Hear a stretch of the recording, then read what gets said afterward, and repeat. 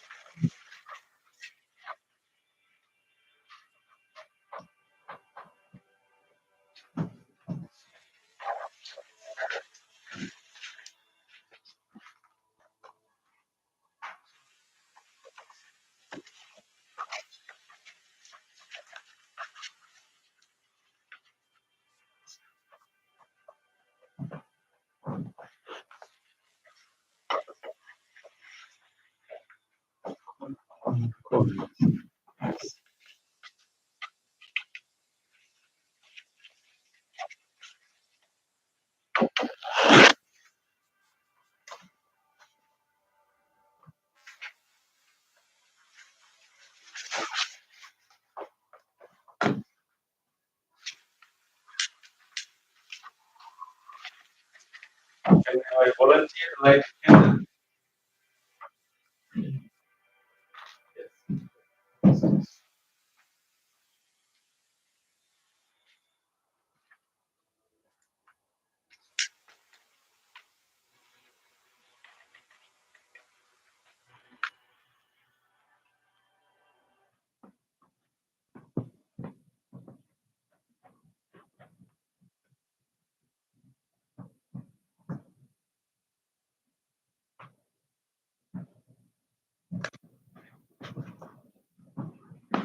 One more candle.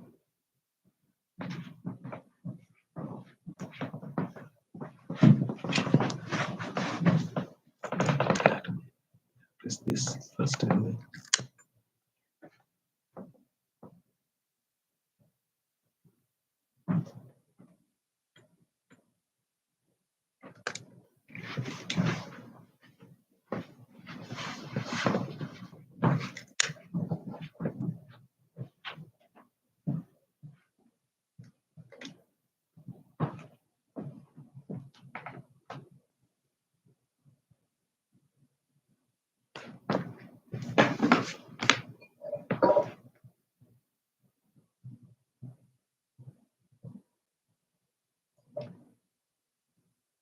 Please sit down. Ada birthday kat.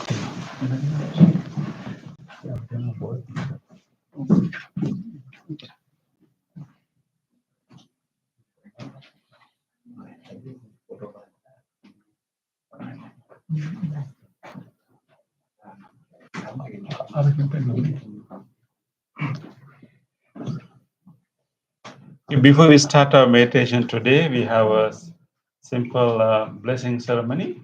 As you know that we would like to take the opportunity to wish well-being to our friends, our members when they're having their birthdays. So today we have a special person who is having the birthday, and we want to wish him happy birthday and all the blessings for his growth. So I invite our beloved Steve to come forward to light this candle. Yeah. So Steve, today we have prepared this special plate for you. We want to wish you all the success and progress in your spiritual path. And we also want to appreciate, your commitment to practice and also your loving kindness that you are sharing with our community. And I'm so glad that at this age, and you have committed to this path, and that is a great thing. And today is very special because you are having your birthday with your mom. Yeah, actually, on our birthday, most important person to remember is our mom, and she's the one who gave you birth on this day. Yeah, we are so grateful to you, mom, for putting your life into risk and doing all the dedication to bring such a person to this world. We are deeply grateful. So with that gratitude, now we will chant for you. So this candle light is to offer to honor the wisdom of the Buddha, and these flowers is to honor the compassion of the Buddha. In turn, we want to wish you progress in your wisdom and in your compassion. Okay, and with that wish, we will chant. And in the middle, I will give you, then you can light the candle. So three of us will do this blessing chant for Steve. May Steve receive the blessings of the great compassion of the Buddha. May Steve receive the blessings of the loving kindness that we are radiating towards you now. By the power of these blessings, may Steve continue to grow in his spiritual path, and may he have good health, may he have success and progress in his material life as well as his spiritual life. May Steve be well, be healthy, be strong, and be peaceful. Sabbhavatu sabbha mangalang rakkantu sabbha devata sabbha buddhanubhavena sada sunti bhavantu te bhavatu sabbha mangalang rakkantu sabbha devata Sabbha Dhammanubhavena Sada Soti Bhavantu Te Bhavatu Sabbha Mangalam Rakkantu Sabbha Devata Sabbha Sanghanubhavena Sada Soti Bhavantu te.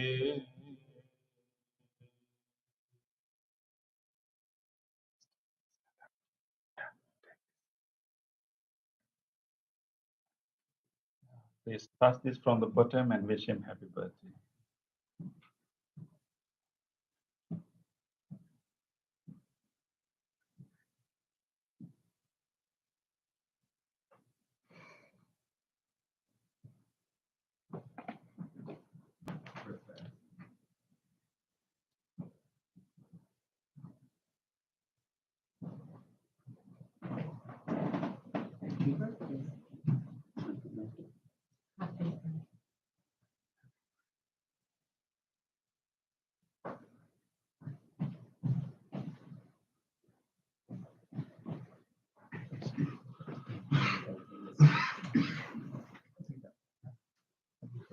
All the success and progress.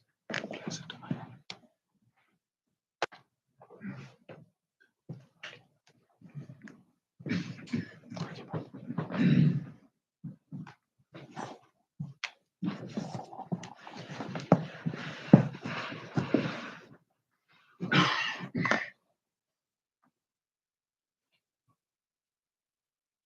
Sadhu, sadhu, sadhu.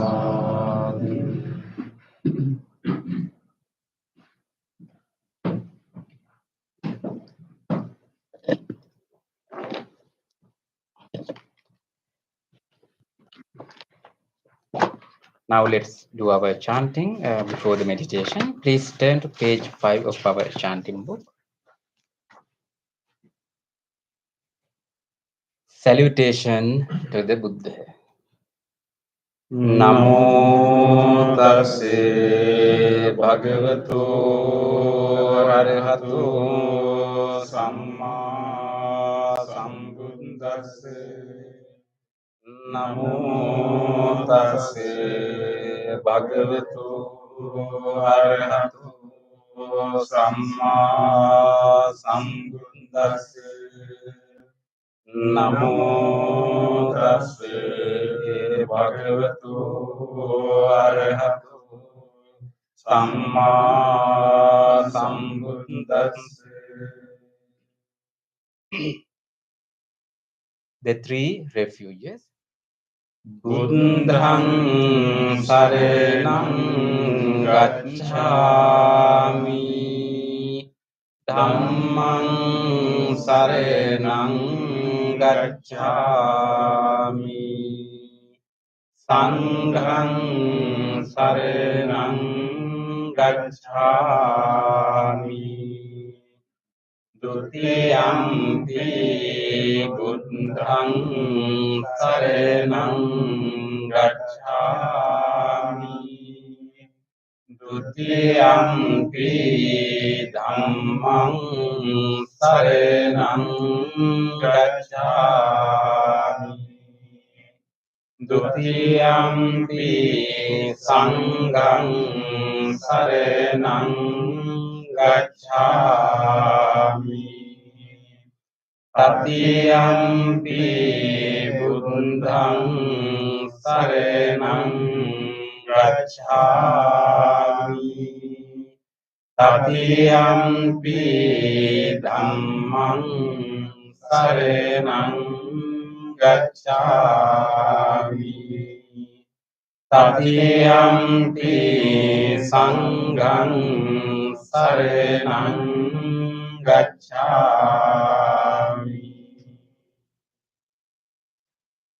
Next page. 5 precepts.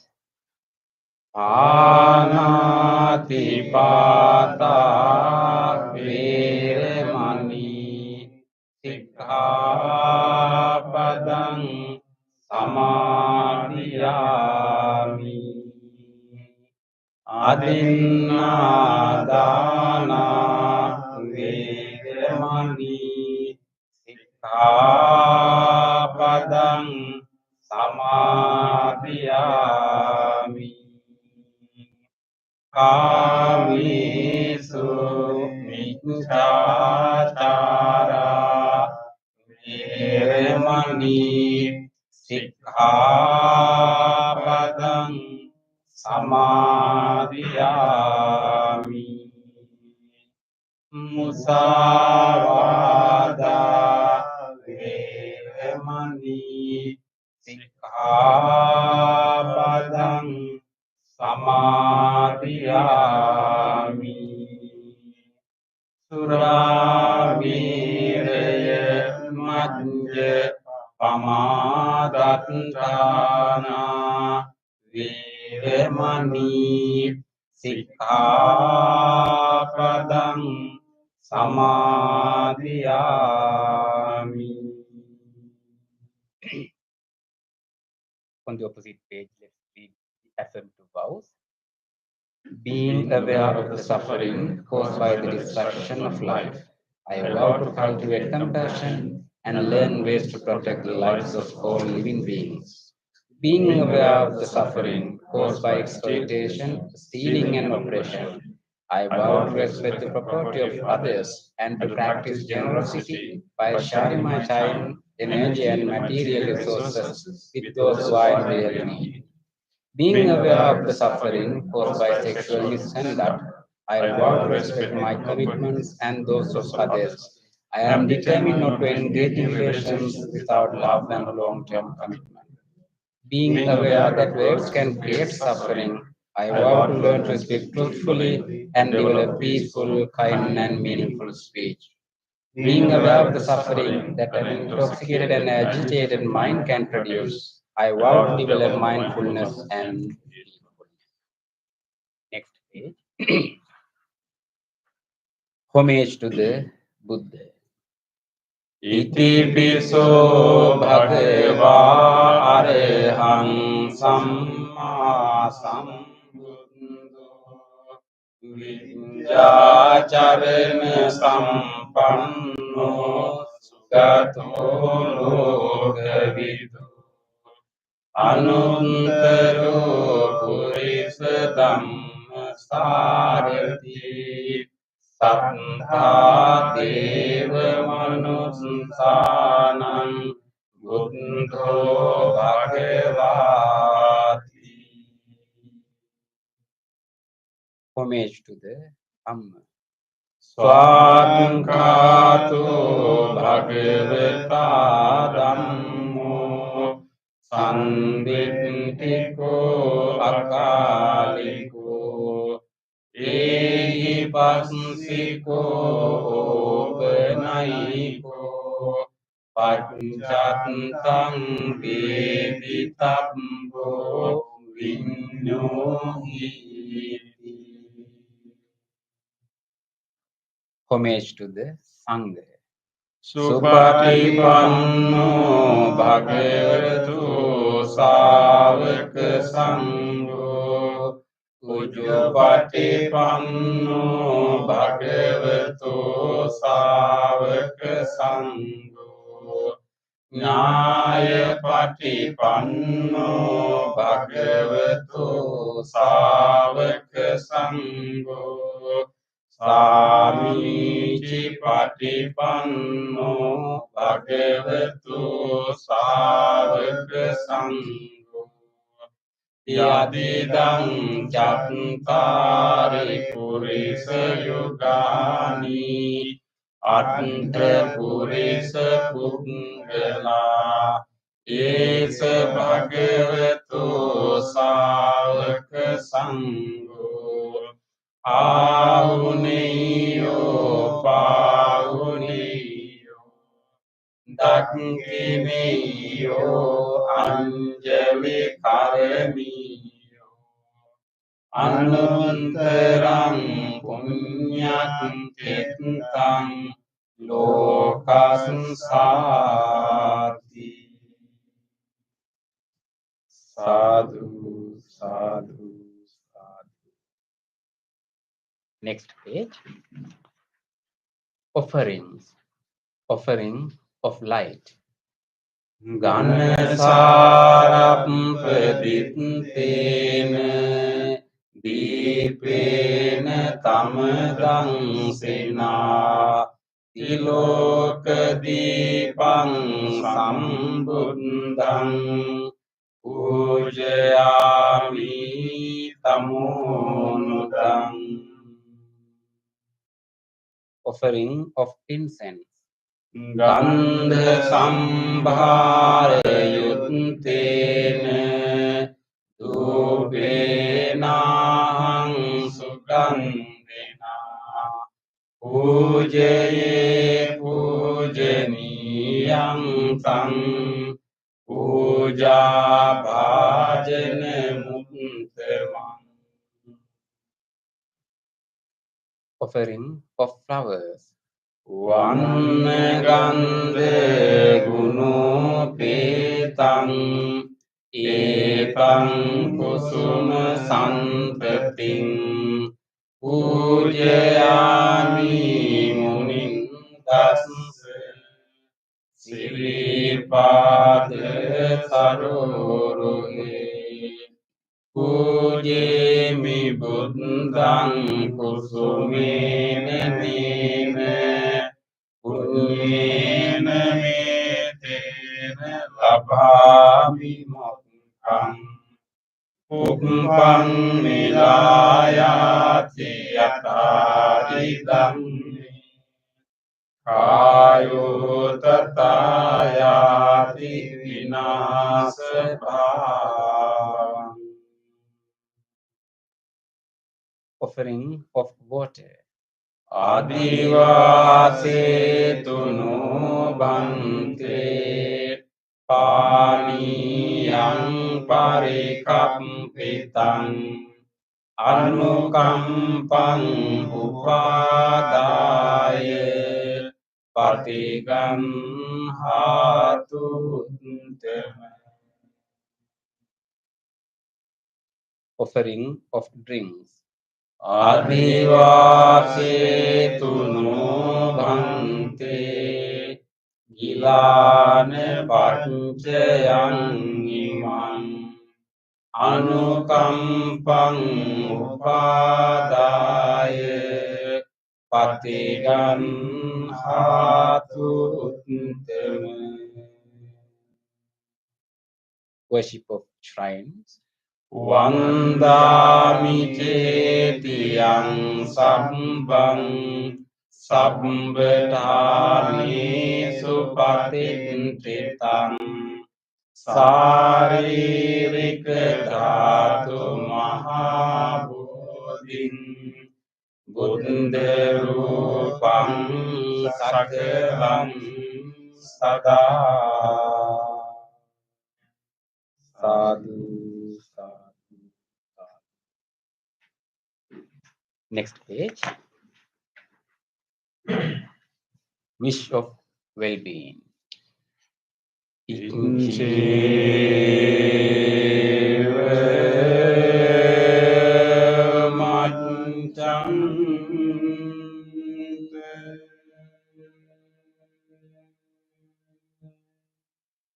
Namaste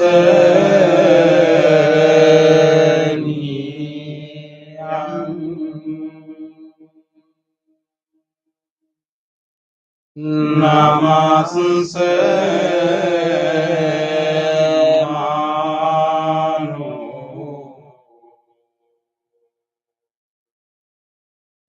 Rate Nante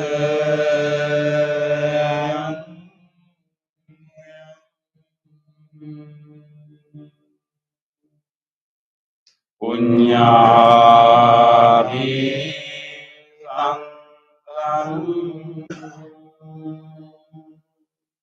Vipulang Alantang Tansanu Bari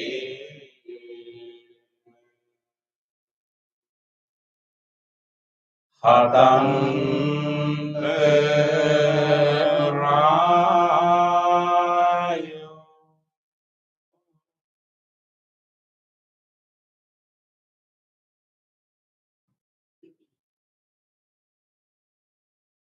Reflections on the teachings of the Buddha in English.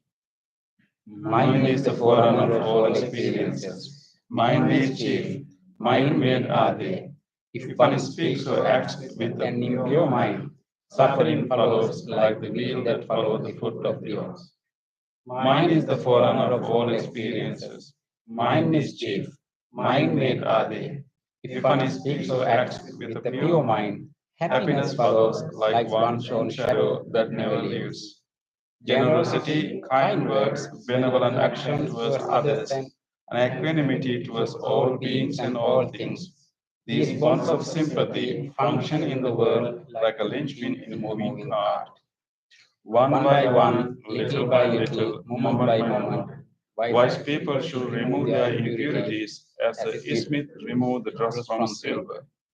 For one who mindfully develops boundless loving kindness, mental defilements are weakened and the freedom from clinging is seen.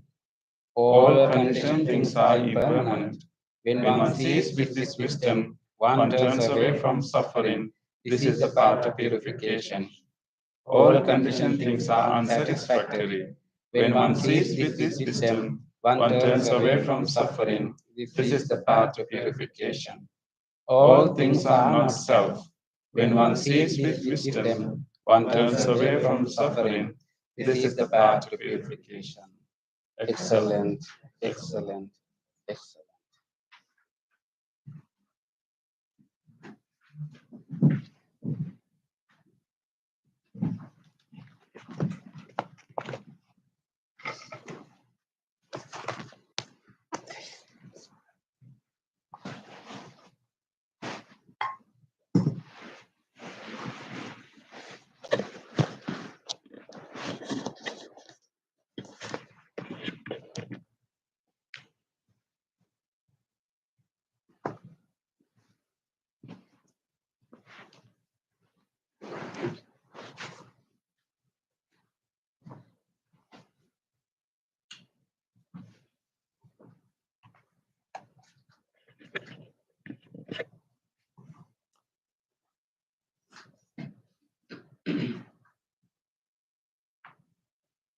Welcome everyone. Today also we have our Bhante Sumita with us to practice meditation and to have a discussion. He has been with us for about 2 weeks now, but he is planning to leave on this Sunday. So let us together use this wonderful opportunity to support each other to practice this meditation. So take a moment to rejoice that your decision to come here. There could have been many other obligations, many other things that you could have done at this hour, but you did the kind of battle in your mind and you made a decision to come here. And it's a big win, actually. And also think about that, whatever time that you are going to spend right now here, it's going to grow our loving kindness and grow our mindfulness. That's going to benefit us a lot in our life. That will also bring so much benefit to so many other people, that who are connected to our life. So although this time that we are spending here, isolatedly, but whatever practice skills that we are developing are going to help so many other sentient beings. So develop some encouragement. This practice is not only for me, but it's also to benefit so many other living beings. So rejoice and make a decision, make a determination that I will engage in this practice wholeheartedly. I will make use of this guidance, and I will make use of this wholesome space and gathering, and I will engage in a committed practice.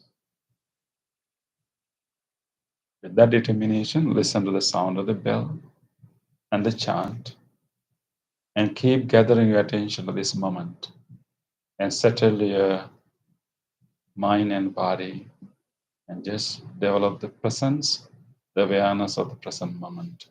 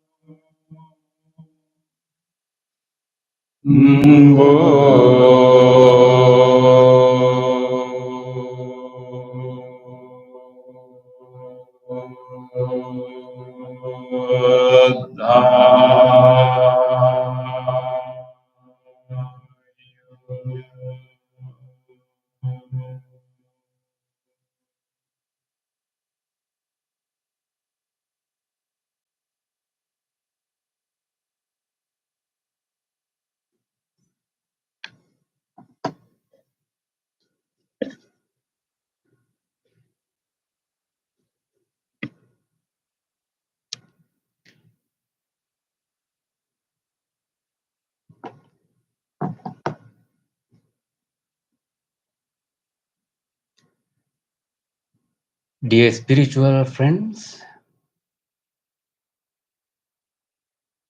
with that soothing sound of chanting,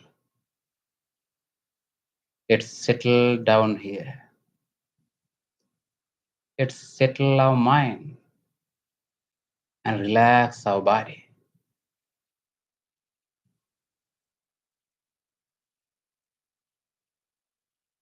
Relax your body, adjusting into a comfortable meditative posture.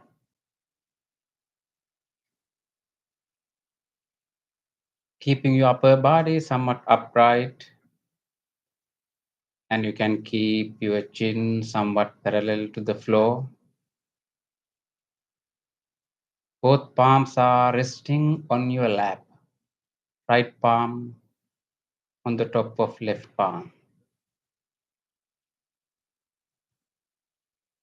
And you can keep your both eyes closed gently. This is your meditative posture. Try to maintain this posture during the meditation. Now, before you gather your attention into the meditation, take a moment to feel how you are keeping your body.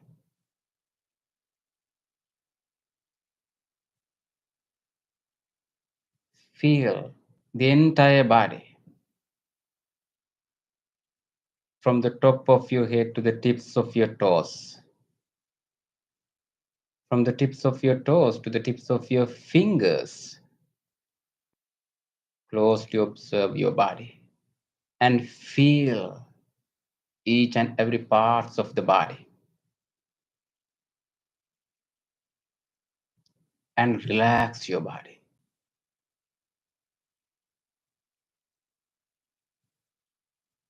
Feel your feet.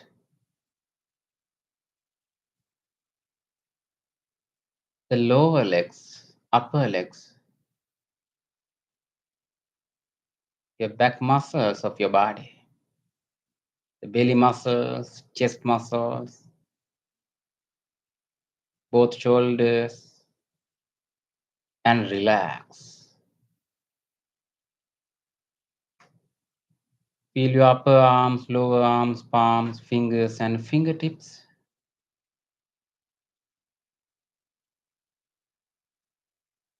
You can feel your fingers touching each other.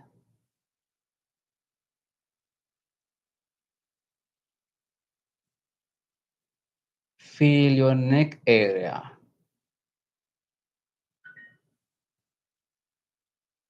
The facial muscles, the forehead and top of your head. And relax. And be with your body. Any sensations in your body, any feelings in your body, just acknowledge them. You can feel the clothes that you are wearing, anywhere they are touching in your body. Feel that touching sensation in your body and be with your body and relax. Relax. Relax.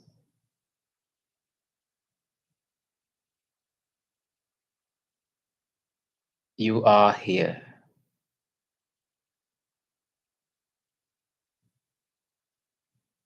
Now take a moment to find out your mind, where your mind is right now.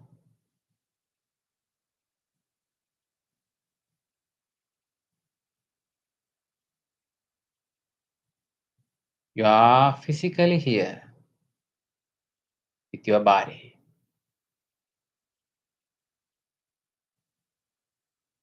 In front of the Buddha, you are practicing this meditation. Everything is calm and peaceful.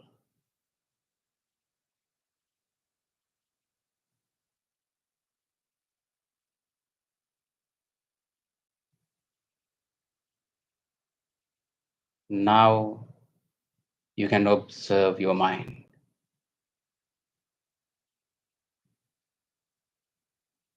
Observe what is really happening in your mind right now.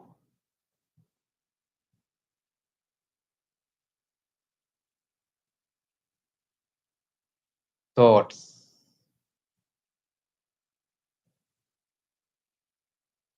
various types of thoughts are occurring one after the other. Just let them occur.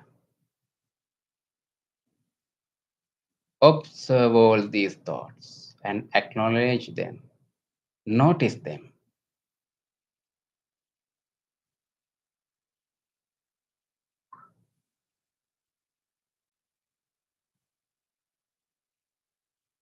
Sitting in a motionless posture, observing your present natural mind, you are understanding the nature of your mind and how the thoughts are occurring in your mind.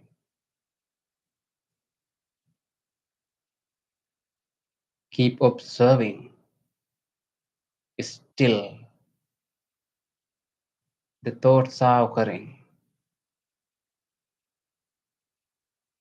Notice them mindfully. Be with your mind. Thoughts, that's it. Wholesome thoughts, unwholesome thoughts, positive thoughts, negative thoughts, or neutral thoughts. Whatever it is, let them occur in your mind. Some thoughts are related to past memories. Some thoughts are related to future. Some thoughts are occurring in your mind related to present moment.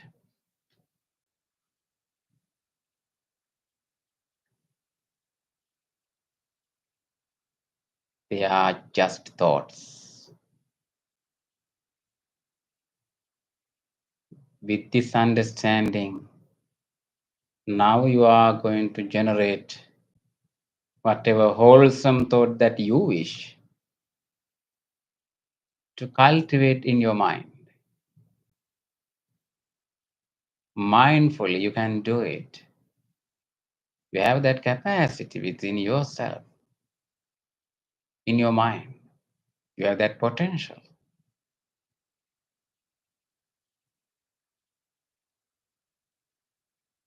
In this meditation, we are cultivating loving kindness, loving friendliness, the universal friendliness, wishing everyone else to be well, to be happy, to be peaceful.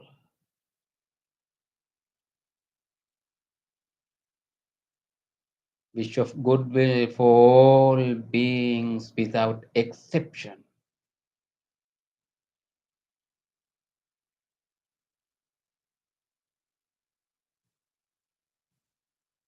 Loving kindness makes your mind purified, peaceful and calm.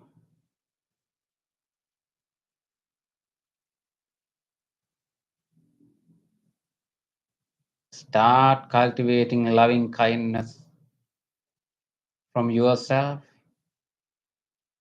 Generate wishes of loving kindness for yourself first.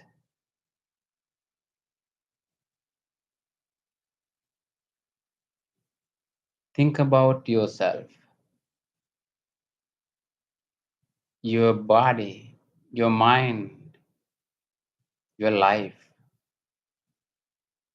The person sitting right here, this being deserves loving kindness.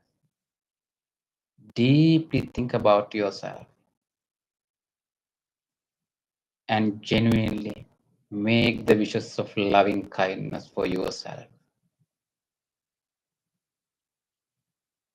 Mindfully listening to the guidance, repeating in your mind, generate loving kindness.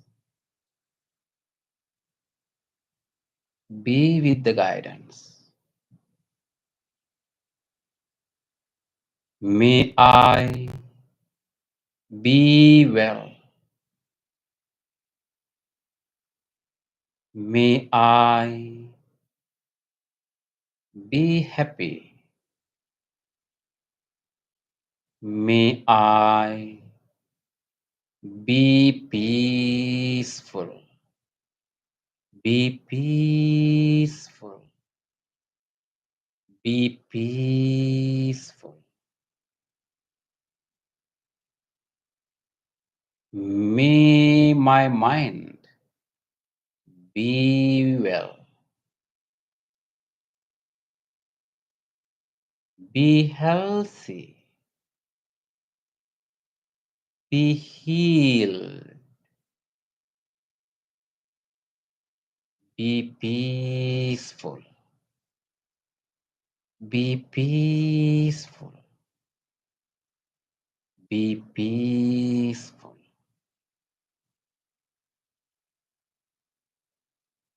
May I have a happy mind. May I have a happy mind.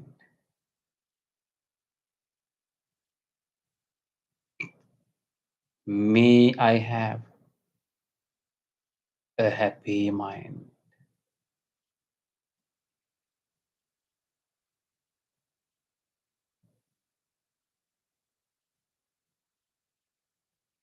Generate loving kindness and radiate loving kindness throughout your body.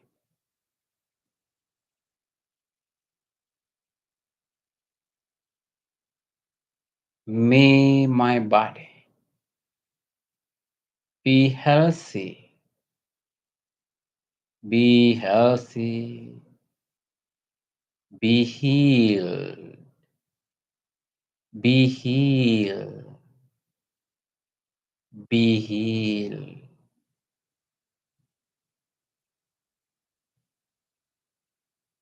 Radiate the loving kindness throughout your body into each and every parts of the body, into all the systems and internal functions of the body. Deeply appreciating the support of all these systems, internal functions of your body. Radiate loving kindness. Fill your body with loving kindness.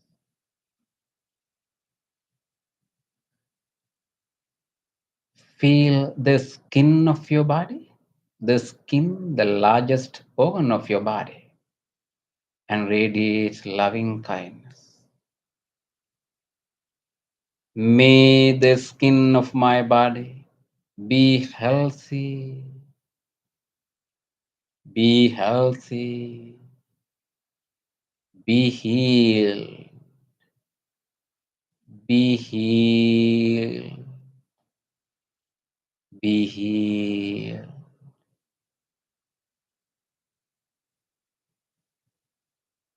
Penetrate in the skin, radiate your loving kindness into the muscles and the bones of your body. May the muscles and all the bones of my body be healthy, be healthy, be healed, be healed, be healed.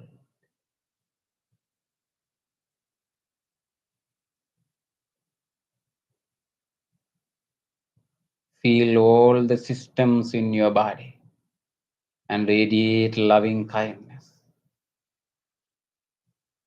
The respiratory system, the vital function of your body,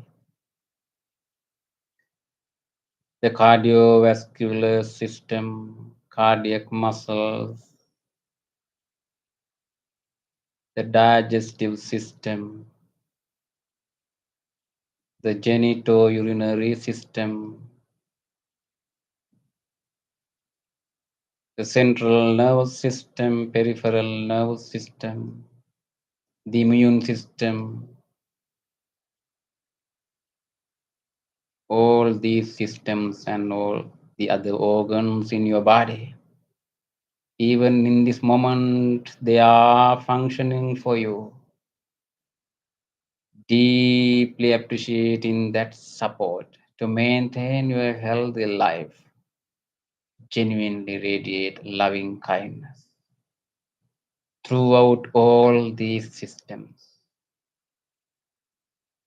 May all these systems and internal functions of my body be healthy, be healthy, Be healed. Be healed. Be healed.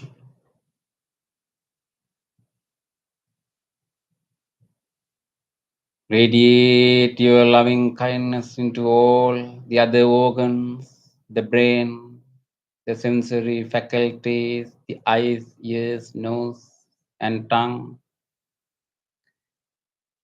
May all these sensory faculties, including the brain of my body, be healthy, be healthy, be healed, be healed, be healed. May I have a healthy body. May I have a healthy body. May I have a healthy body.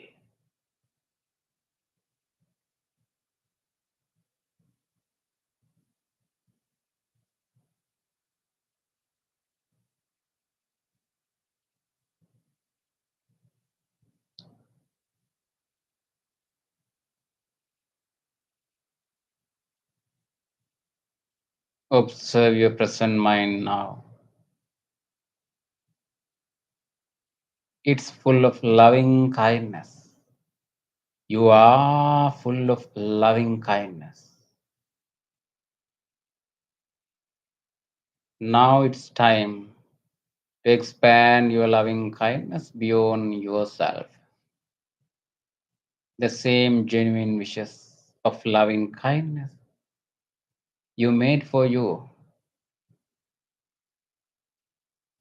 Now you can extend the same genuine wishes to all other beings without exception, to all beings, the same wishes.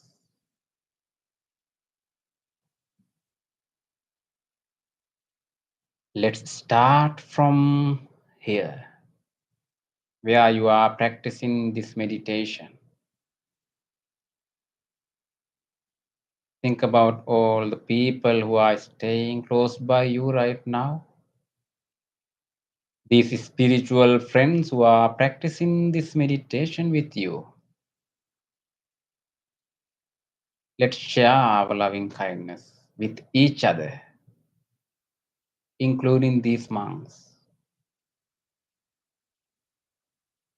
May all these spiritual friends who are practicing this meditation with me be well, be happy, be peaceful, be peaceful, be peaceful.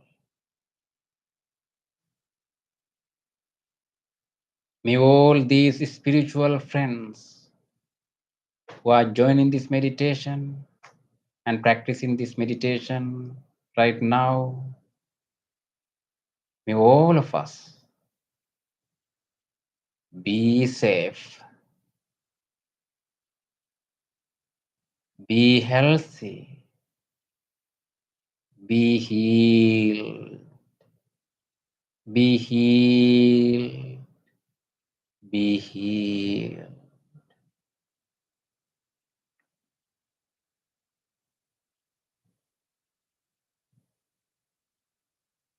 Let's expand our loving kindness beyond this room,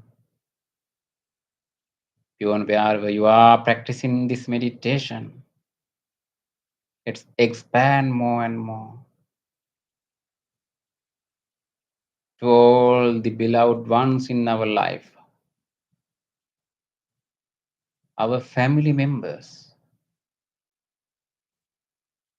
relatives, friends,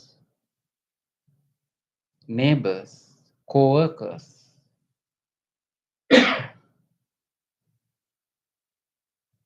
May all of them be well. Be happy. Be peaceful. Be peaceful. Be peaceful.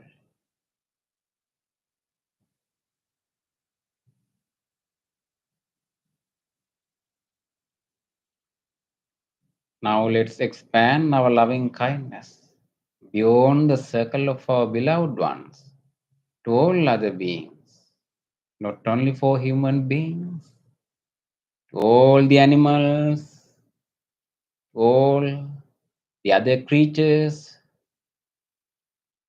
visible or invisible, living near or far away places. May all of them receive my loving kindness.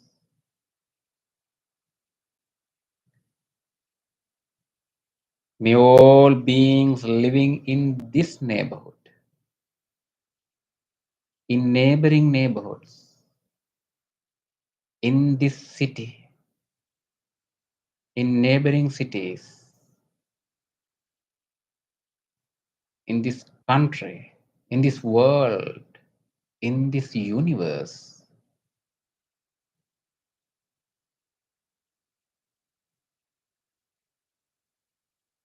may all beings be well, be happy, be peaceful,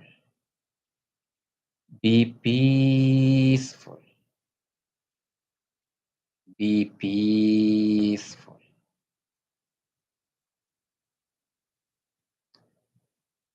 Extend your loving kindness into every direction, into the direction of the front, back, left, right, above, and below. May all beings living in every direction be well, be happy, be peaceful, be peaceful, be peaceful.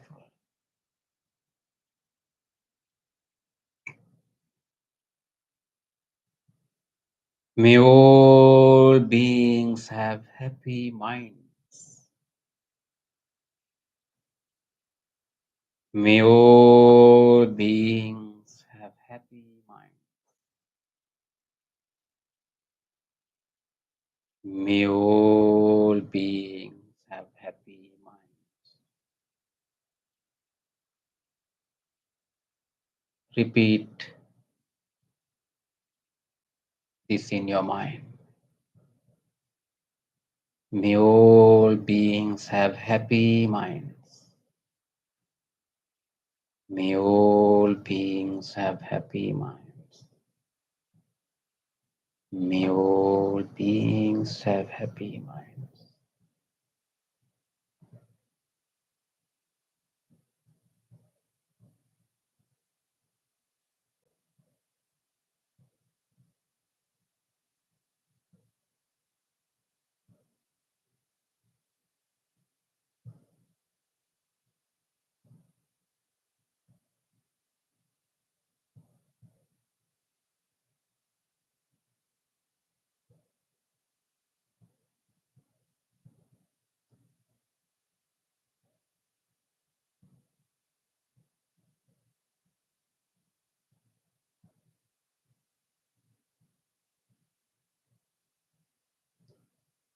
Observe your present mind. It's peaceful, with loving kindness. You are also relaxed.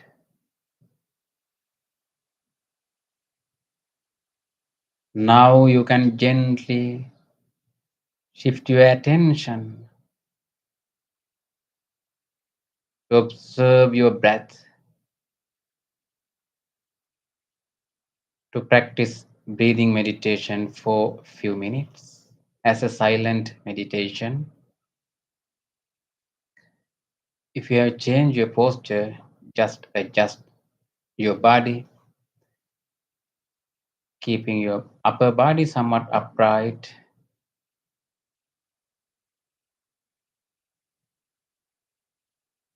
Take a slow, deep breath as a start,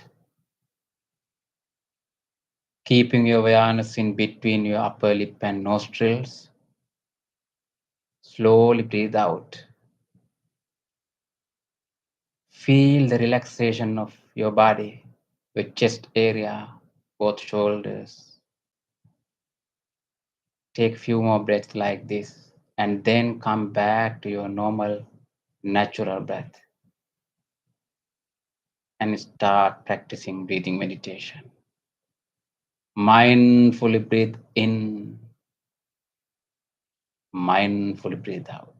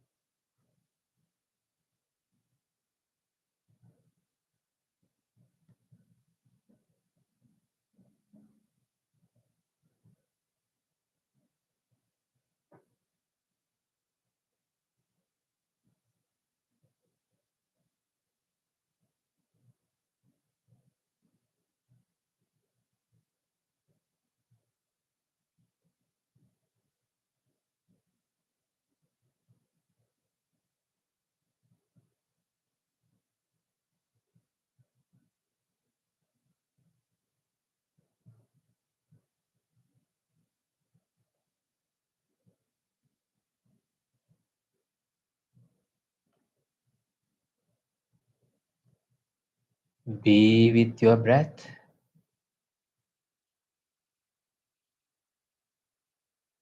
Mindfully breathe in, mindfully breathe out.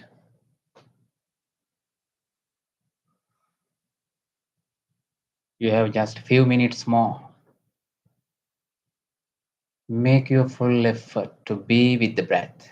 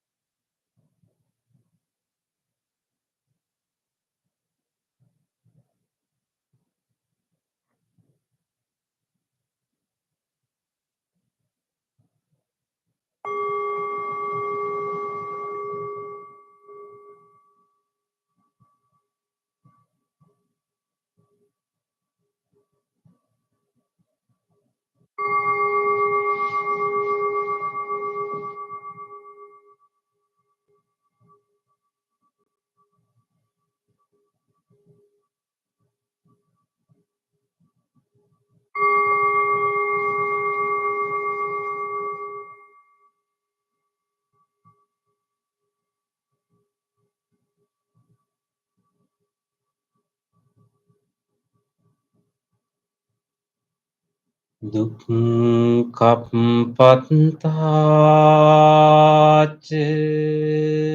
nidukkha bhayappatac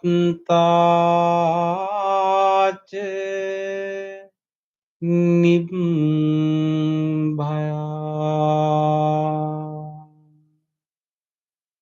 Sokappatac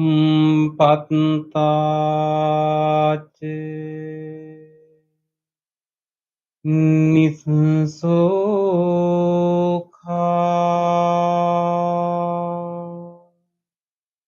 Hontu sabbepi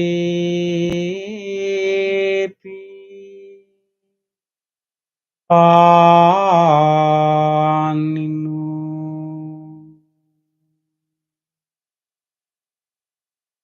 May all those who are suffering be free from suffering. May all those who are in fear be free from fear. May all those who are grieving be free from grief. May all beings be well and happy. Gently come out of your meditation and gently put your palms together and place them against your chest. And let's take a moment to feel grateful for this opportunity to have this peaceful meditation in our life. And also, let's deeply feel grateful to all the enlightened masters and the teachers in the past who transmitted this practice, this wisdom, this teaching from generation to generation. And also, let's deeply appreciate the guidance, the instructions you received for this meditation today.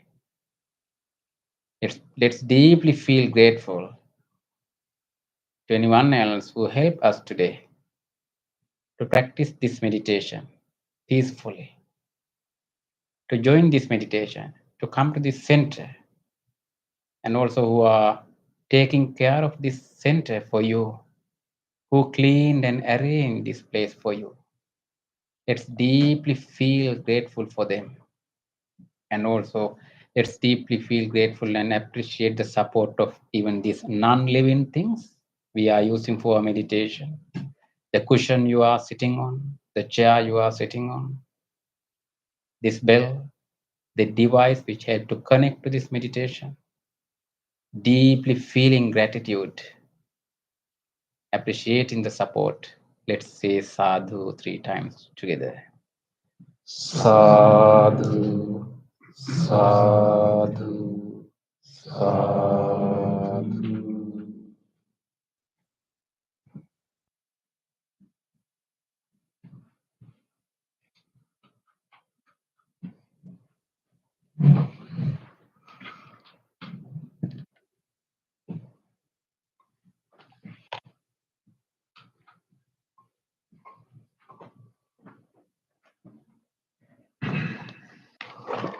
Thank you, Bhante, for the guidance. I feel like it was a very deep and peaceful meditation.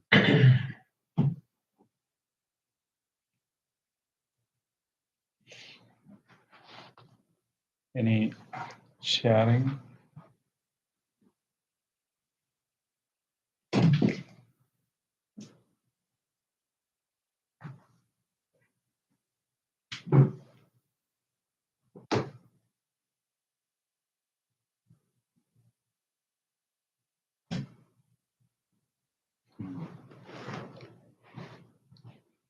Okay, if you still like to be in that peaceful, calm space, you can continue to do so. But let us move to the other part of our discussion. So we decided during this 3 months period, what you call Vasana period, a 3 months rain retreat period, we will study the lives of early disciples of the Buddha. So we started, last week to discuss the first disciple of the Buddha. Actually, there are first 5 disciples, but the most senior one who first penetrated to the, the deep teachings of the Buddha. So we learn about him. And today I was discussing with Bhante Sumit, which one we can select next.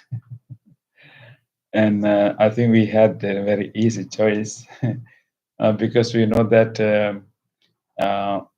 among the early disciples of the Buddha, once he, developed his early disciples for about 1,000, and he appointed 2 chief disciples, to help the new comers, to help newcomers to train and to provide some leadership. So there were 2 chief disciples of the Buddha, and one is called right hand disciple, Other one is called left hand disciple. And usually whenever you see in the Buddhist paintings, you see these two disciples on the two sides of the Buddha.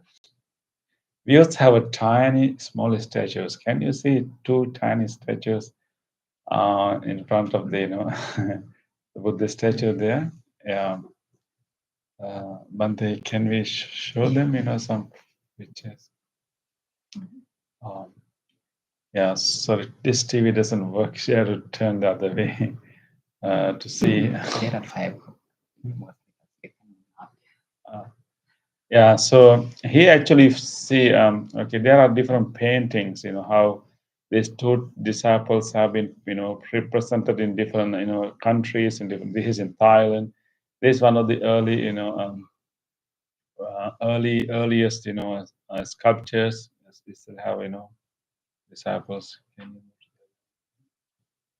And this is in Myanmar, how these two disciples have been, presented. Maybe later you Yes, actually, this is, today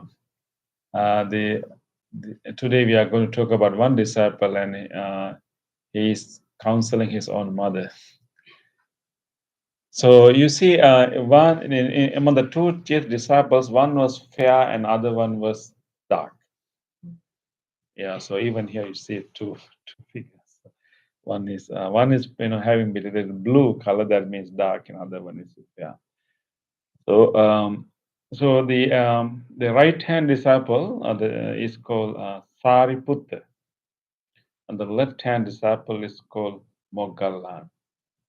Because they are enlightened monks, so we call them Arahant Sariputta and Arahant Moggallana. And so actually these two chief disciples are the best friends. That's interesting. They started their spiritual journey together. Today we will only discuss the life of Venerable Sariputta, one of the two chief disciples of the Buddha, the right-hand disciple. There's so much to talk about them. There are so many. Even Bhante's Venerable Sariputta has few discourses that he himself has given. Sometimes Buddha appoint him to request him to give a sermon to group of monks, and so there are many discourses. But today, we only have limited time, so we will very briefly cover a few key moments in his life, as a way for us to be inspired. So these two friends, before they became monk, and they were born into a well-to-do families, and they were friends even when they are in their lay life, and they had a habit of going to festivals. And one day they went to a huge carnival called Hilltop Carnival. Right, Bante? Giraka Samaja, Hilltop Carnival. And they enjoyed that carnival so much, and all the dances and all these different performances, and they even pay extra fees to have a private private what do you call private shows, private performance. And they were enjoying all consecutive 2 days, but the third day also they went to enjoy the festival. But third day there was something happening in them. They suddenly realized that actually all these festivities, all these the performance and everything is not really real. They are all fake in a way. And even the people how they present themselves, and the kind of idea presented in this the music and dancing, it's not really revealing the reality. This is like a real fake, and this really artificial world that is created by these performances. And now they still watch these movies and this performance, they don't really feel happy about it.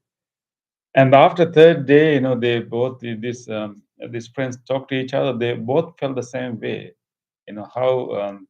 How deceiving are the way that people live their lives, and how we try to hide the reality and try to run away from the reality. But it's still when reality will reach us and reality will hit us, and then we get really upset and cry and disappointed. So they started to, start a real serious spiritual search, and as a result, and they all renounce their, household life, and they all become seekers, ascetics, and so they found a teacher, a key prominent, teacher at that time. As you know, that 6th century BCE, there were so many other key teachers who are, giving alternative explanation of the, human life. They have different practices. They found one teacher, and he's mostly an agnostic teacher, and they follow his teaching. Now, after a while, they thought that, okay, this is really good. We don't really, stick into any view, and that's a nice thing. But then what is realization? We can reject everything, but then what? How we, follow the, what kind of life, path we have to follow. So they are not very happy towards the end, and then they decided to, like, travel again to find the teacher or do their own search. And they decided to, like, travel in two ways, because there's a better higher chance of meeting someone. So, but they promised to each other, if someone finds some teacher, they will go back and inform the other friend.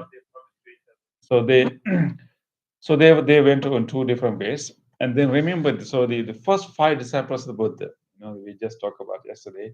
Kondanja was the, the key, first one to realize, and then there were five others, but the Mahanama Assaji, the fifth disciple. Because all these five disciples, after their enlightenment, they were also started to travel to different places and sharing this teaching. And this Sariputta, and he met Venerable Assaji.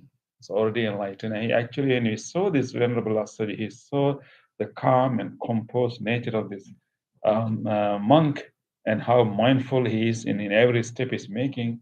And he was, carrying his, alms bowl, and having wanted to eat. So Sariputta waited until he finished his meal, observing his behavior. And after that, he went and asked him, may I know, who is your teacher, and what is your, you know, what is your, what is your practice, and what is your understanding of the world?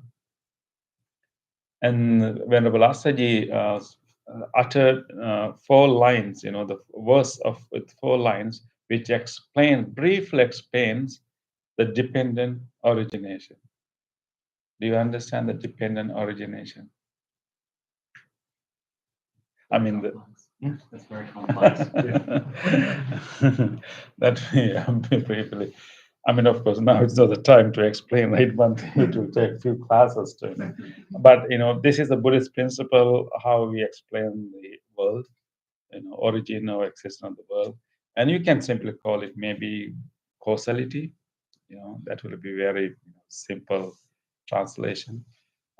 So this monk uttered this verse that explained that if anything come into existence, it has to come with causes and condition, and this causes condition fade away, and or any phenomena also fade away, simply.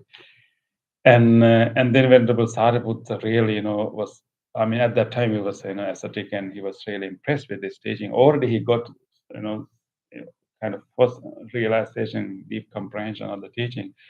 And he said that I would like to learn more and practice this path more. And say, okay, I have a teacher, and his teacher is the Buddha.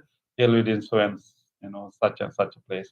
And then Sariputta really wanted to go and see the Buddha, but he had a promise. What was his promise? To inform his friend. So he went back looking for his friend and told him, I found something really, really serious, and this should be the path. And he shared what he learned from that disciple, and both went to see the Buddha, and both of them became disciples of Buddha.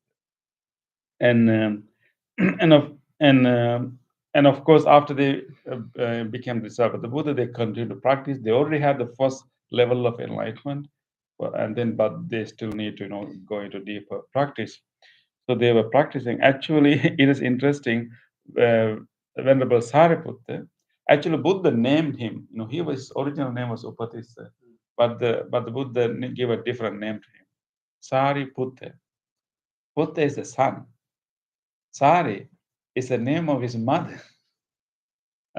So Buddha named him the mother of the sari. Sorry, the son of the sari. The Sariputta. And Moggallana also the same. His original name was Kolita, right? But he was also named after his mother. Uh, and and when they were practicing, so Venerable Sariputta was practicing, and then one day his uncle came to visit the Buddha. And then Buddha was giving a teaching to his uncle. And Venerable Sariputta was already has deep meditative, attainments. He just need a little bit more guidance.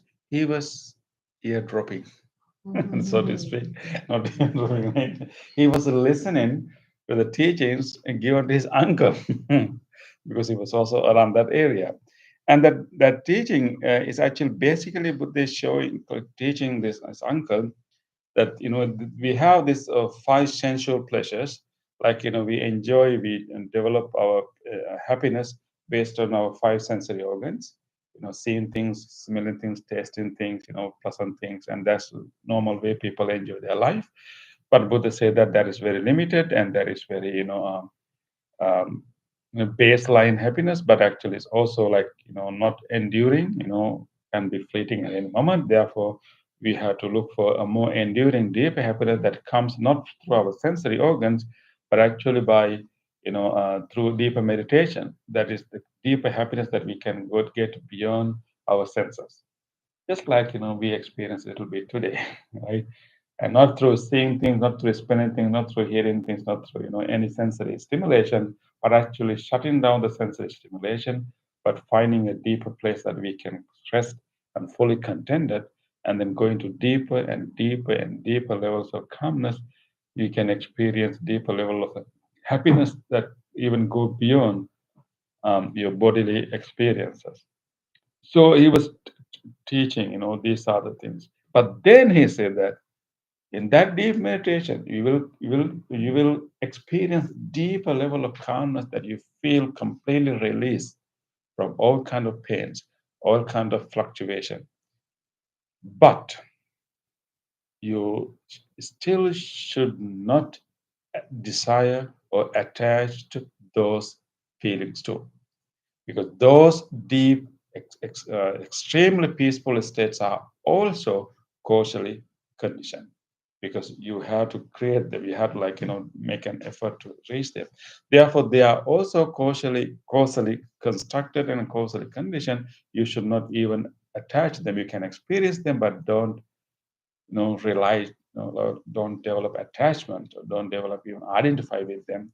And you have to develop letting go, like develop a non-identification and develop detachment even to those peaceful states. Then you will get the light. And Venerable Sariputta has already deep experience of that deeper levels of calmness, and once he got that insight, and then he was able to follow those guidance and attain their light. So later, in Venerable Sariputta had whole collection of poems uttered by him later. But he said that I got the insight not from a teaching given to me. I got the insight from a teaching given to someone else. But my the time that I spent listening to someone else, listen was not uh, uh, was fruitful. Was not vain. Um, so that's how he got the enlightenment. So, but he's not only enlightened disciple, and later, he was one of the most, one of the wisest disciples of the Buddha. In addition to enlightenment, he also developed four other special skills, what you call patisampita, right? Like analytical knowledge. He was, very good in language. He was analytical knowledge of the meaning, analytical knowledge of the theory, analytical knowledge of any linguistics, and also analytical knowledge of the wit. We call ready, what you call a witness, like ready wit, like patibahana, quick wisdom, like wit. You call wit as a huh? Yes. And among the enlightened, monks or nuns, disciples, their enlightenment means they are releasing from all the defilements, and realization of selflessness is the same. but you can have different abilities. So he has those extremely, helpful abilities to teach. So after a while, and the other disciple will talk about him, next week. And he was also very good in deep meditation, but he developed different psychic powers. Psychic powers. Anyway, so he, because of his deep wisdom, and then his friend, because of the extraordinary abilities, Buddha summoned his early disciples about Bhante. First gathering was how many Bhante? 1,000. 1,200. 1,200, right? Yeah, Buddha made the first, First 60 disciples. uh, Later on.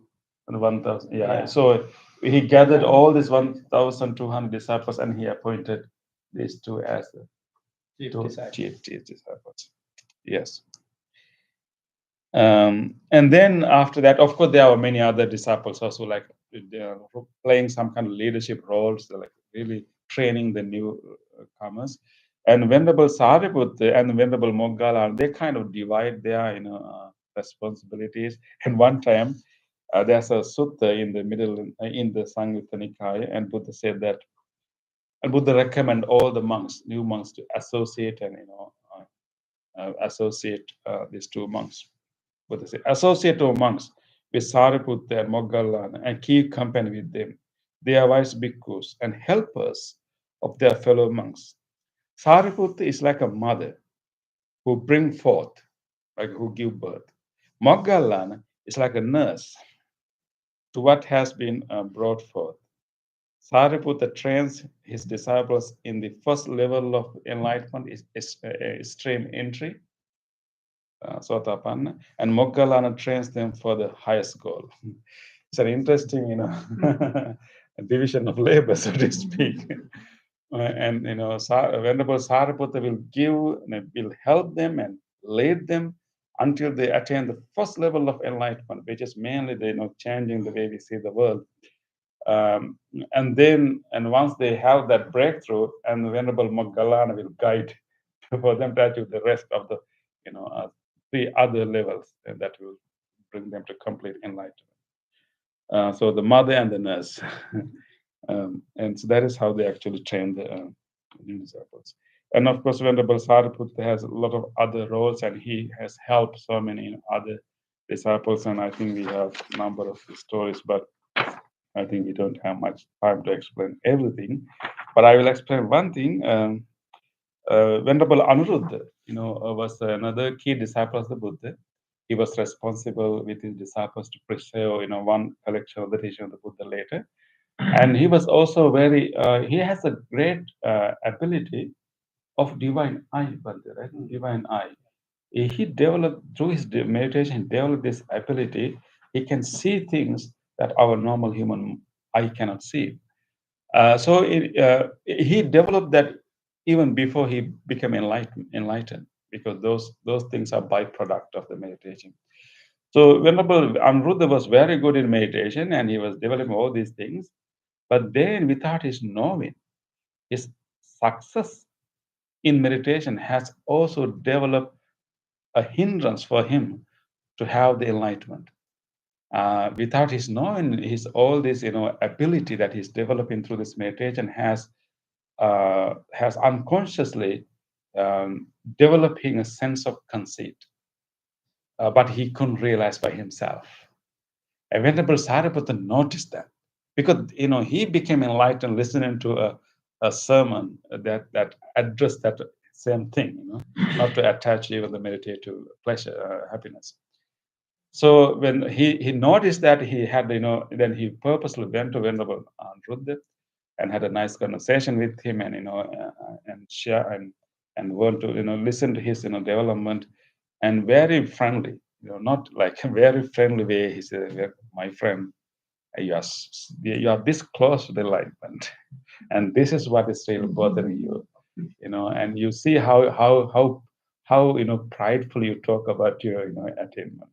You see how you thought you had developed this concept. That is what really preventing you from going all the way to the enlightenment.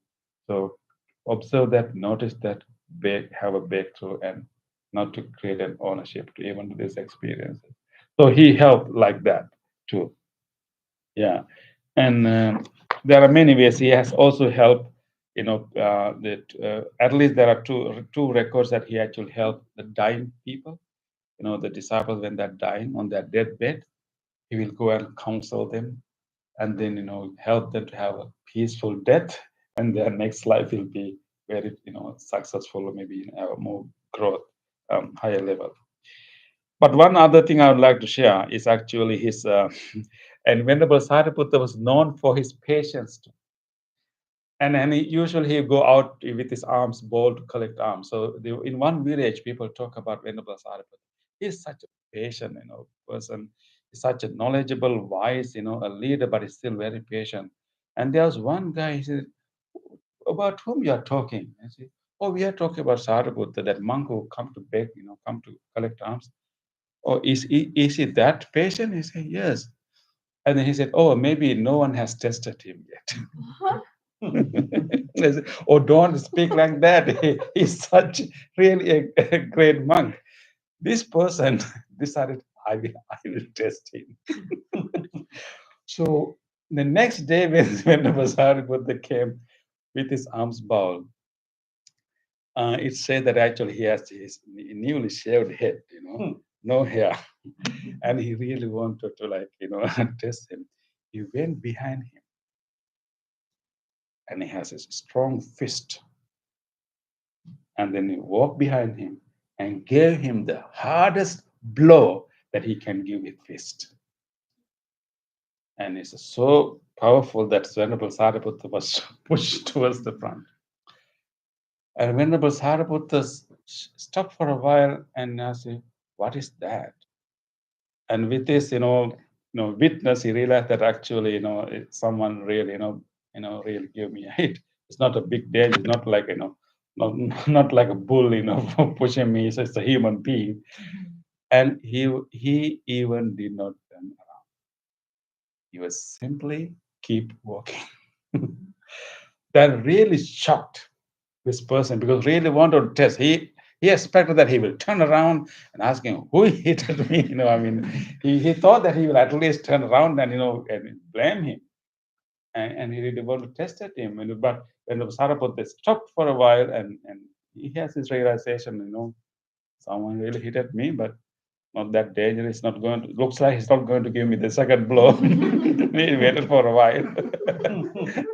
Once he says that there are no more blows, and he just simply quietly keep walking with his ball. And that really shocked this person. And then they start to feel so much regretful. What bad thing did I do? This monk is really patient, because my blow was so strong and even didn't bother to turn around. And he really wanted to apologize. He went to Venerable Sariputta, please, I'm very sorry. I just did this bad thing. I want to test you, but now I realize that you are such a patient person. Please forgive me, forgive me, forgive me. And Venerable said, okay. And now how we can develop our mind. I definitely forgive you, but I encourage you also to develop your own spirituality, on patience. And he accepted.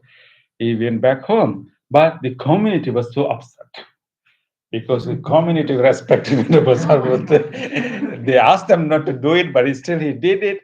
And so when Venerable Sariputta was coming back from his alms round, he saw that so many people were in his house. And Venerable Sariputta, what is happening here? And they say, and all the community say that, and this person did such a bad thing, we are going to do what he deserves. But then, and he asked, okay, tell me, to whom he hit, to you or to me? And I have already forgiven him. Therefore, you have no right to hurt or harm him. Let him be, and he will start his own spiritual path. So that is so he had such kind of life, and actually anyway, there are so many other things. He was even very humble. And there's also a story that when he was wearing his robe, one part of his robe was have uneven, little bit, little bit. What do you call Bhante? It's uneven. one part of his robe is like touching the ground. The ground. And there was a small novice monk, because he's the leader, right? Novice monk went to his inform Venerable Sir, your robe is touching the ground. And Venerable Sariputta accepted Saint Sadhu and went back, went side of the road and prepared his robe properly and asked, "Is it okay, teacher?" He asked from the young monk. He said, "Yes, oh, thank you very much for showing that." So he was such a humble monk too, and he was even ready to listen to, even to a novice monk. Anyway, so that's the kind of inspiring life he has. There are so many other stories. But his mother was not a Buddhist. I'm not, a person who's following the Buddhist path. He really wanted to encourage his mother. But then he got a sickness. He actually passed away before the Buddha, and he passed away before his own mother. He made a decision actually, until the at least at the last moment, I really had to convince my mother. I have taught so many disciples, but my mom is not ready to listen to me. That's typical, right? The moms think that is always, little guy. So he thought that, at least because mom never listened to him, but he was seriously sick, and he was himself is actually, dying. And he came to the Buddha and asked permission, informed, Venerable, I realized that my body is now, not going to last for long. I decided to release myself, and then, but I want to get your permission, but I'm also going to go to my mother and try my best. So when Venerable Sariputta was that sick, and when mother saw that he's this sick, but still he came to teach me, then I will listen to him. So at last, she listened to him and then have some realization. So he was he was like that. I think I will stop here, but if you have any other questions or discussion, Bhante, I just, try to cover everything. Would you like to add anything, to this story? I think, as you said, so many things about this wonderful monk. Yeah. His amazing capacity to teach the Dhamma, like explaining things in detail. A lot of monks were very happy to listen to him. Some monks came from very far away just to listen to Venerable Sariputta.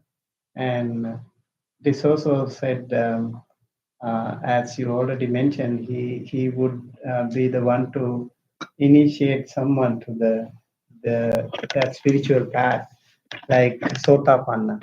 Someone can be established in the path of Sotapanna or stream entry. Once you are in the stream entry, your final destination is pretty much confirmed. It's like you are in the river, you can easily go to the ocean. That's confirmed. So then why Sariputta being such a wise monk, if he is the foremost among wise monks, why would he only have the capacity there to establish someone in the Sotapanna stage? And why is what do you call the Moggallana was the one to lead for the rest of the journey? What do you think? Because that is the most difficult one. A lot of people, like if you attain Sotapanna or stream entry, it is said you only have maximum 7 births, right? Within that, he or she could attain the final liberation. So as we are all traversing in the samsara for such a long, long time, and he is the one who decoded this, mystery, and he is the one who decode the barrier and help them attain the first stage of sainthood. That's why he was so important.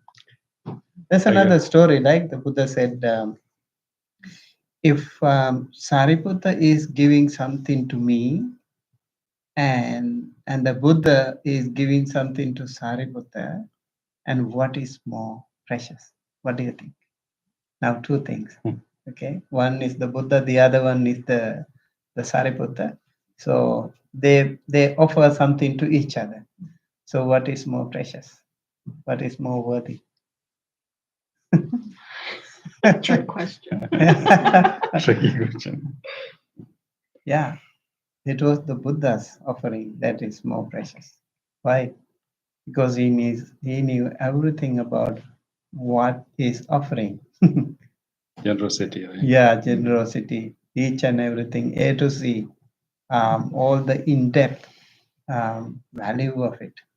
It's not that Sariputta is not so important. He is also very precious, but then the Buddha was the one who actually had more knowledge about that. Yeah, so many So many, stories. yeah. And he had led many wonderful assemblies. He had conducted so many Dhamma talks, like Satyavibhanga Sutta, for example. Yeah. How when the Buddha preached this first sermon, the Four Noble Truths were explained, and then he explained in so much detail, very well, comprehensive explanation of the Four Noble Truths. You can also read that sutta actually. It will be very helpful to understand what is Four Noble Truths. Yeah, many things are there. Yeah, we can talk a lot about him, yeah.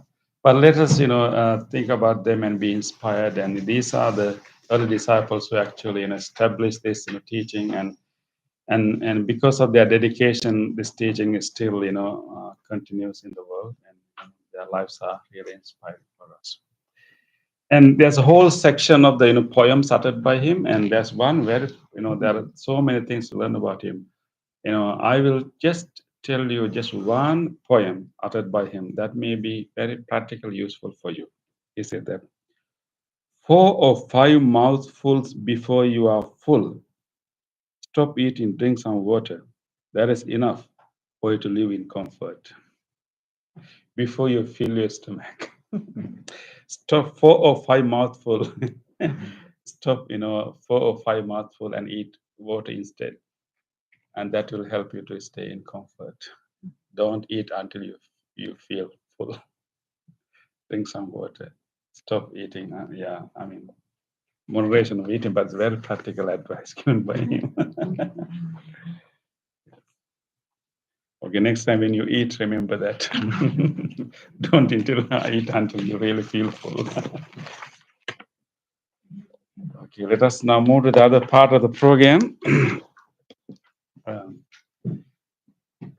To share merits with all of others today, by coming to this practice and doing this chanting and meditation together, we generate so much goodness, so much good karma, merits in our heart. Let us now share these merits with all of others. Turn to page 18, which is page 14. And first of all, let us recall to our mind our departed relatives, our ancestors, our family members who have passed away. Let us be grateful to them and share these good merits with all of them. May all of our departed relatives, our ancestors, share our merits. May they be well, happy, and peaceful wherever they may be. Idang mi ñātīnaṃ hotu sukhita hontu ñātayo. Idang mi ñātīnaṃ hotu sukhita hontu ñātayo. Idang mi ñātīnaṃ hotu sukhita hontu ñātayo. Let us also share these merits with all others beings. If there's any being in this world who would like to share this merit, may he or she do so. May all living beings share our merits. May all living beings be well, happy, and peace. Ittavata ammihi sampradang punya sampradang sabbe deva anumodantu sabba sampatti siddhya sabbe bhuta anumodantu sabba Sabba sampatti siddhya Sabbe satta anumodantu Sabba sampatti siddhya. Wish for the well-being of the world in English. May the weather be pleasing. May the people prosper in their lives. May there be peace and happiness in the world. May the rulers be righteous. May all those who are suffering be free from suffering. May all those who are in fear be free from fear. May all those who are in grief be free from grief. May all beings be well and happy. Aspiration. May this wholesome act quicken the liberation of my mind from mental defilements. By virtue of this wholesome act, may I never follow the unwise people. May I associate with good people until I attain Nibbana. Purification. If by body, speech, or mind I have carelessly done wrong, I acknowledge them all in front of the Tathagata of great wisdom and determine to be healed. Now we will do our blessing chant. We will chant the Loving Kindness Sutra. This particular sutra was given by the Buddha with great compassion for all living beings. We are going to chant the same sutra for you now, wishing you all good health, peace and happiness, and strength and courage to overcome challenges and difficulties in your life. Today, especially, we want to extend our blessings to Steve, wishing you good health, peace, and happiness, and even to your mom, wishing her also good health and happiness. And you may also recall to your mind whoever you want to share these blessings with. May you all receive these blessings. May you all be well, happy, and peaceful. Namo tassa bhagavato arahato samma sambuddhassa. Namo tassa bhagavato arahato samma sambuddhassa. Namo tassa bhagavato arahato samma sambuddhassa. Karaniya matta kusalena yantang santang padang abhisamicca sakko jocha sujocha suvacho chasnsa mudhu anatimani santosansa kocha subarocha ampagincho sallahuka bunti sanpringriyocha nipakocha ampagambu kulesu ananugindo nacha kundang samacari kinci Vinyum pare upavadeyum sokino vagemino vantu sabbe santa bhavantu sukitanta eke jipan bhutanti tasavata vrava anavase sadikavaye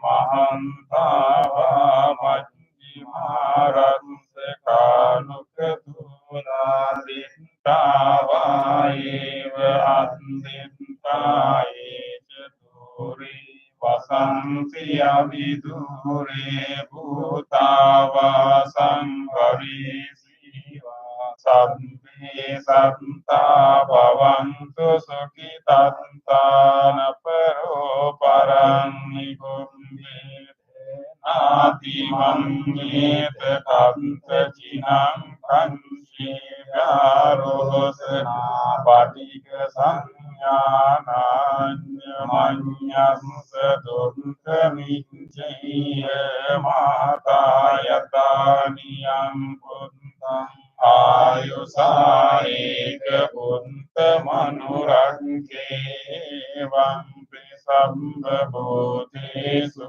Manasambhavaye aparimanam nittang ca sampaloka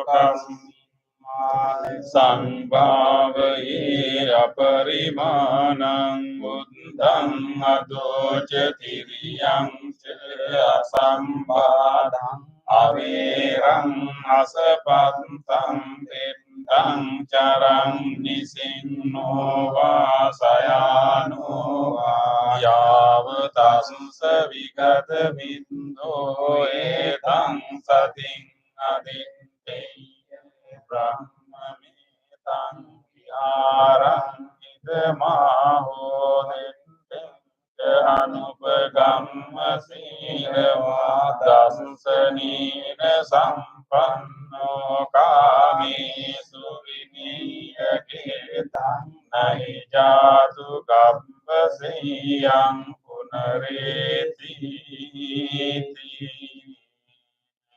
Tena satya vajjena sonti te hotu sambadai tena satya vajjena sambarogo vinasatu etena satya vajjena hotu te jaya mangalam Sabbitiyo vivajjantu sabbarogo vinasatu mate bhavatantarayo sukhi dikayuko bhavatu sabba mangalam rakkantu sabba devata sabba buddhanubhavena sada Bhavantu te bhavatu sabba mangalam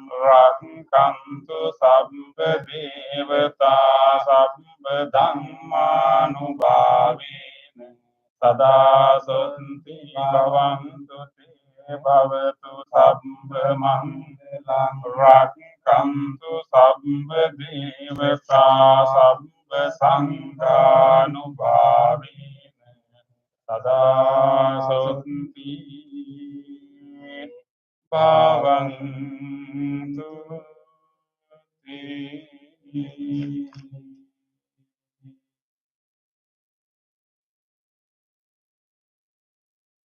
Let us take a moment,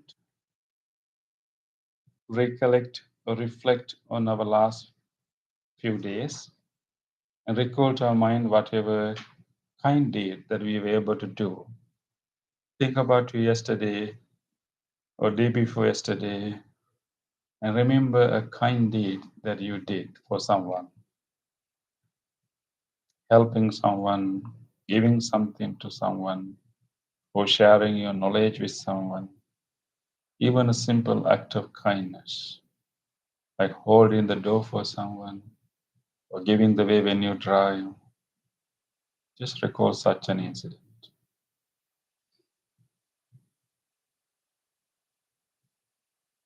Let us rejoice the opportunity to be kind to others.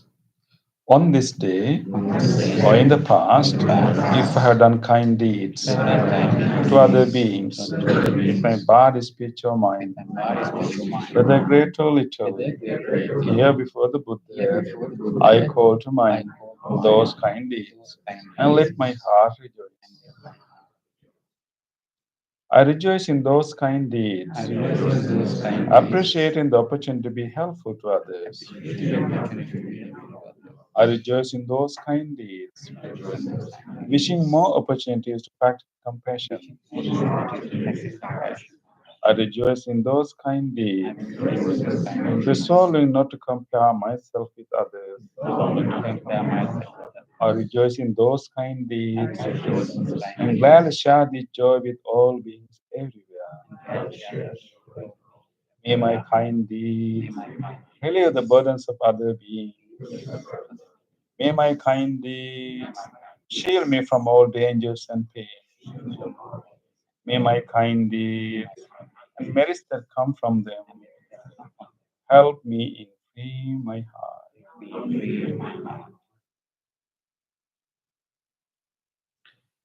Thus, now take a moment to think about whatever help and kindness we receive from others. Think about the incident during your past few days that you receive some care, kindness, and help from others.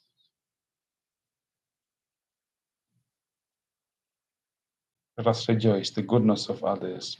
On this day, or in the past, if I have seen or heard of the kind deeds done by others, with their body, speech, or mind, whether great or little, here before the Buddha, I call to mind those kind deeds, and let my heart rejoice.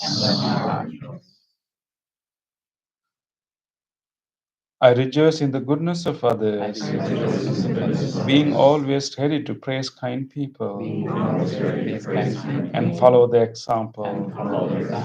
I rejoice in the goodness of others, appreciating that there are many good-hearted people in the world. I rejoice in the goodness of others, expressing gratitude for any kindness done. May the kind deeds of others bring safety and happiness to many living beings. May the kind deeds of others foster gratitude and fellowship among many living beings. May the kind deeds of others nurture goodness in me and many living beings. Sadhu, sadhu. It was so nice to have you all tonight. Really appreciate. And uh, in August, instead of our monthly gathering, we are having our Dhamma camp for children.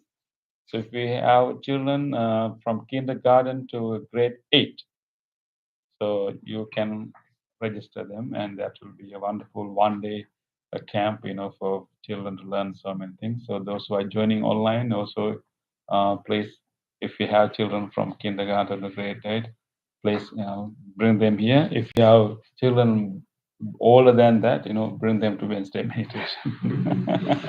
And okay, and also September 7th, it's a Saturday, is our annual food festival.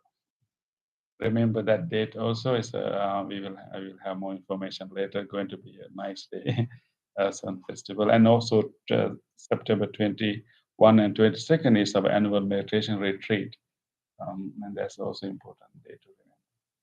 So thank you very much, and thank you everyone who joined our YouTube. Appreciate your participation. Let us all actually wish Bhante Sumit a very safe journey. He'll be flying on Sunday to London, and we will wish him to return to Pittsburgh on his way back from London. Thank you for your kindness and hospitality. So I'll wish Bhante a safe journey. So please come for the blessing strings, and